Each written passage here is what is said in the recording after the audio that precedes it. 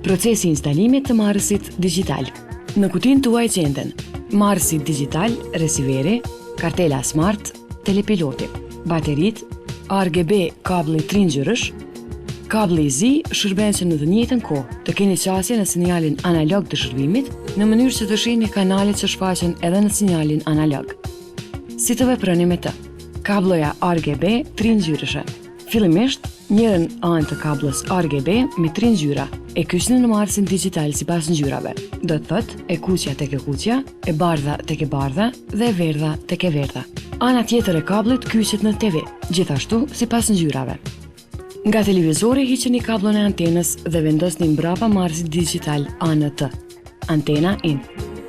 Kartën smart e vendosni në pjesën e përparme të marrësit me çipin e kthyer poshtë. Marrësin digital e fusni në rrymë. Në TV, kërko programin përkatës AV1 ose AV2. E ndez marrësin dhe në ekran shfaqet logoja e IPKOS. Pastaj, hapet dritarja kërkimi manual. Konfigurimi.